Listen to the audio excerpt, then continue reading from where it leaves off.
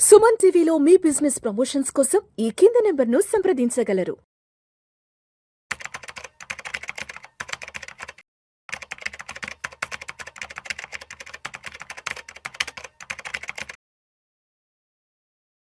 నమస్తే మాధవిరెడ్డి గారు. నమస్తే అండి. మాధవిరెడ్డి గారు, ఈ యుద్ధాల ఉద్రిక్తతల నేపథ్యంలో అసలు బంగారం వెండి ధరలు ఎలా ఉన్నాయో కాస్త డీటెయిల్గా చూద్దాం. మాధవిరెడ్డి గారు, 22 క్యారెట్స్ ఆర్నమెంట్ అయితే 10 గ్రామ్స్ 1,28,650 రూపాయలు ఉంది.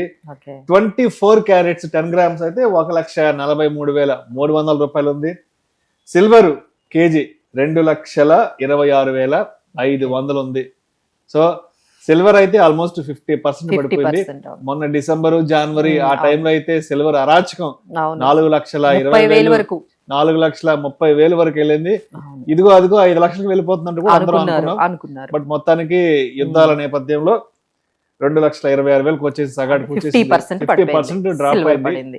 అదే విధంగా గోల్డ్ కూడా 1,80,000 ఉండింది. ఒక 2 లక్షలకు వెళ్ళిపోతుంది అనుకున్నాం. మొత్తానికి ఈ యుద్ధాల డిస్టర్బెన్స్ వల్ల ప్రస్తుతానికి 1,40,000 వచ్చింది. ఈ టీవీలో వార్తలు అక్కడ ఇక్కడ టైటిల్స్ రకరకాలుగా ఉన్నాయి. బంగారం త్వరలో 1,00,000 రాబోతోంది, మళ్ళీ ఇంకొక 2-3 ఏళ్ళు వెనక్కి వెళ్ళిపోతున్నాం అంటూ కూడా ఏవో రకరకాల వస్తున్నాయి. నిజంగానే బంగారం 1,00,000 రూపాయలకి వెళ్ళిపోతుందా?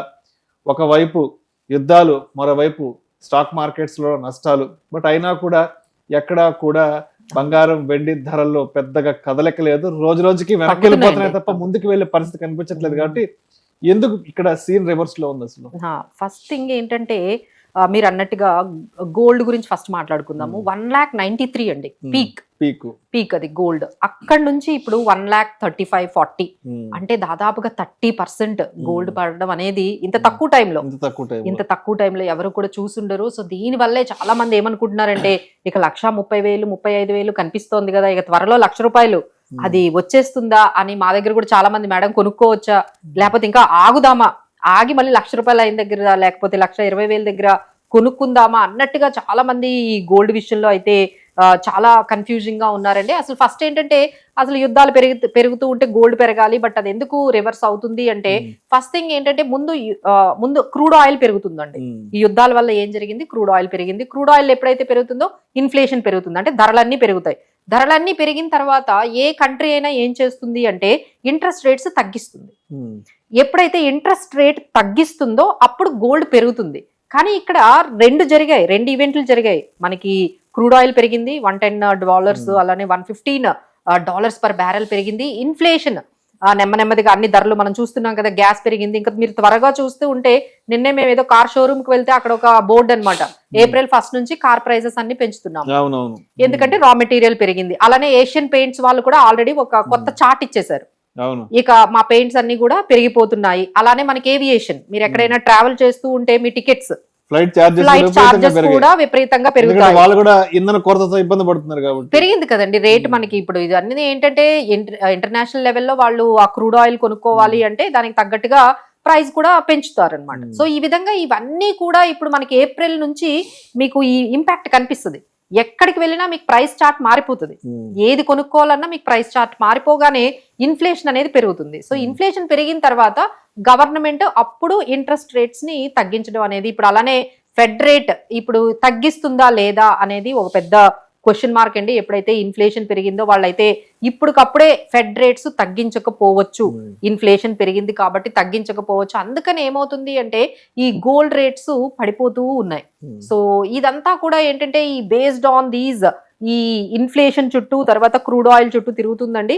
బట్ మేబీ ఇప్పుడు మీకు గోల్డ్ ప్రైజెస్ మీకు తగ్గుతూ ఉన్నట్టు కనిపించినా ఫ్యూచర్ లో ఇన్ఫ్లేషన్ పెరుగుతుంది. ఇన్ఫ్లేషన్ పెరిగింది అంటే మళ్ళీ గోల్డ్ ప్రైజెస్ అనేవి పెరుగుతాయి. బట్ దానికి కొంచెం టైం పడుతుందండి. బట్ డెఫినెట్లీ ఇది జస్ట్ పాజ్ అనే చెప్పొచ్చు. ఎవరైతే గోల్డ్ కొనుక్కోవాలి అనుకునే వాళ్ళకి maybe it is a good opportunity. Staggering గా ఇప్పటి నుంచే మీరు కొంత కొనాలి అనుకుంటే ఈ ప్రైస్ లో ఒక 1,35,000 1,40,000 ప్రైస్ లో కొనండి. ఇంకా తగ్గింది అంటే 1,30,000 1,20,000 ఇంకా వచ్చింది అంటే మీరు అక్కడ కూడా కొంచెం బై చేయడం అనేది ఇప్పటి నుంచే మీరు స్టార్ట్ చేయండి. ఎందుకంటే ఇది కరెక్షన్ మాత్రమే, ట్రెండ్ రివర్సల్ కాదు. గోల్డ్ ట్రెండ్ ఇంకా బేరిష్ లోకి వెళ్ళిపోయింది అలా ఏం అనుకోకండి. It is just a correction. ఇక్కడ మనకి గోల్డ్ అనేది ఎప్పుడైతే ఇప్పుడు మనకి ఫ్యూచర్ లో ఏదైనా అన్సర్టనిటీ ఉంది అంటే గోల్డ్ పెరుగుతుందండి. అసలు ఇప్పుడే సిచ్యువేషన్ బాగాలేదంటే మీరు ఏం చేస్తారు? గోల్డ్ అమ్మేస్తారు. మరి ఫ్యూచర్ బాగాలేదు అంటే భయపడుతూ ఉంటే గోల్డ్ కొంటాము. అసలు ఇప్పుడు సిచ్యువేషన్ బాగాలేదంటే ముందు మనం అమ్మేది ఏంటి? గోల్డ్. ఇప్పుడు మొత్తం వరల్డ్ లోనే అది జరుగుతుందండి. అందరూ కూడా వాళ్ళ సిచ్యువేషన్స్ అన్ని కూడా ఈ కరెంట్ సిచ్యువేషన్, ఇప్పుడు మీరు మార్కెట్స్ అన్ని డౌన్ అయ్యాయి, ఇప్పుడు మీరు అమ్మగలరా mutual funds, stocks, real estate అమ్మగలరా? ఏది అమ్మడానికి ఏమీ లేవండి. ఉన్నది ఒకటే గోల్డ్. దాన్నే వాళ్ళంతా కూడా దీన్నే మేము ఏమంటామంటే లిక్విడిటీ డ్రివెన్ ఫాల్ అంటాం. అంటే లిక్విడిటీ కోసము మనీ కావాల్సి వస్తుంది కాబట్టి ఇమీడియట్ గా ఏదైతే అమ్మగలిగేది ఉంటుందో అందుకనే అన్సర్టనిటీస్ లో గోల్డ్ ని పెట్టుకుంటారు. ఏది మనకి అవైలబుల్ గా లేకపోతే గోల్డ్ అమ్మైనా మన అవసరాలు తీర్చుకోవచ్చు కాబట్టి గోల్డ్స్. ఇప్పుడు ఆ సిచ్యువేషన్ వచ్చేసిందండి. ఇప్పుడు అందరూ కూడా ఈ గోల్డ్ ని సెల్లింగ్ అనేది చేస్తున్నారు, ప్రాఫిట్ బుకింగ్ చేస్తున్నారు, లిక్విడిటీ మెయింటైన్ చేయాలి, క్యాష్ కావాలి అనుకుంటే గోల్డ్ ఒక్కటే వాళ్ళకి మార్గం కనిపిస్తుంది కాబట్టి ఆ గోల్డ్ ని ఇప్పుడు ఈ టైంలో రియల్ ఎస్టేట్ ఎక్కడండి అమ్మగలుగుతారు? ఈ టైంలో స్టాక్స్ లాస్ కి ఎవరు అమ్మగలుగుతారు? సో ఇదే మొత్తం వరల్డ్ లో కూడా జరుగుతూ ఉంది. సో దానివల్ల మనకి గోల్డ్ లో ప్రాఫిట్ బుకింగ్ అని చెప్పొచ్చు, లేదు అంటే లిక్విడిటీ సెల్ అనేది మనకి జరుగుతూ ఉంది. సో ఈ విధంగా మనం చూసుకున్నట్లయితే ఇక్కడ నుంచి మంచి ఆపర్చునిటీ అండి. ఎవరైనా గోల్డ్ బై చేసుకోవాలి అనుకుంటే ఇక్కడ నుంచి మీరు బై చేసుకోవడం మొదలు పెట్టండి. మళ్ళీ ఈ సిచ్యువేషన్స్ అన్ని అయిన తర్వాత మళ్ళీ ఎప్పుడైతే ఇంట్రెస్ట్ రేట్స్, ఇన్ఫ్లేషన్ మళ్ళీ పెరగడం మనకి మొదలవుతుందో గోల్డ్ మళ్ళీ నెమ్మదిగా పెరిగే ఛాన్సెస్ అయితే ఉంటాయి. ఇప్పుడు మాధవరెడ్డి గారు ఇప్పుడు ఒక 2-3 నెలలకు ముందు వరకు, అంటే జనవరి వరకు సిల్వర్ 1,30,000 వరకు వెళ్ళింది హై, గోల్డ్ ఏమో 1,95,000, 2 లక్షల వరకు వెళ్ళింది కదా. ఆ రోజు చాలా చాలా తొందరపడి కొనేసేసారు. ₹1,00,000 4 లక్షల దగ్గర కొన్న వాళ్ళు ఉన్నారండి. సిల్వర్ 4,30,000 దగ్గర కొనేసారు, బంగారు 2 లక్షల దగ్గర కొనేసేసారు కదా.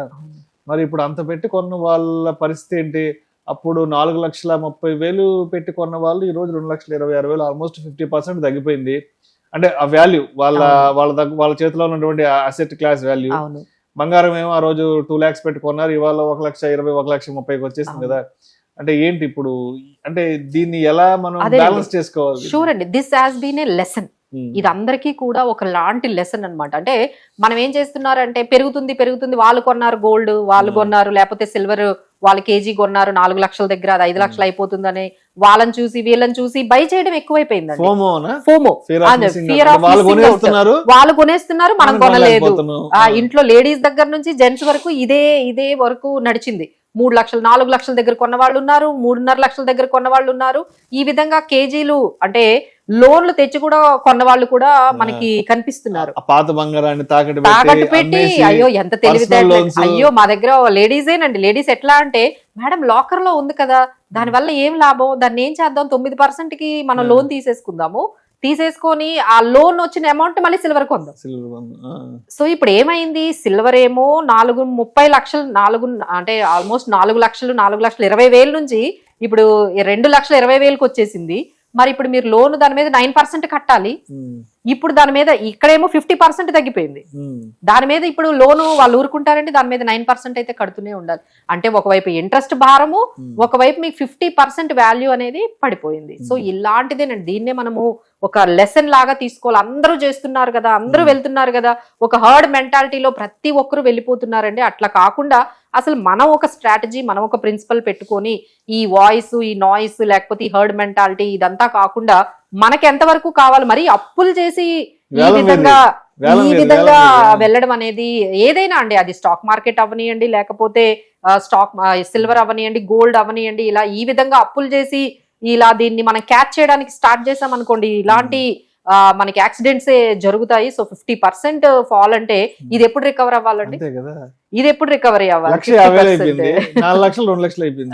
సో దీని వల్ల మనం ఏంటంటే ఇదంతా ఒక లెసన్ లాగా మనం చూడాలండి. ప్రతి ఒక్కటి పెరుగుతుంది కదా అని దాన్ని అప్పులు చేసి క్యాచ్ చేయడము, లేకపోతే వాళ్ళు కొన్నారు కదా అని మనం కొనడము కాకుండా, మనం నిజంగానే ఎంతవరకు మనకు అవసరమో అంతవరకు మన స్ట్రాటజీ ఒకటి మెయింటైన్ చేయాలండి. ఇక్కడ అందరికీ లేనిది ఏంటి అంటే, దిర్ షుడ్ బి సమ్ స్ట్రాటజీ. అది ఏంటంటే 2 థింగ్స్ మీద డిపెండ్ అయి ఉంటుంది.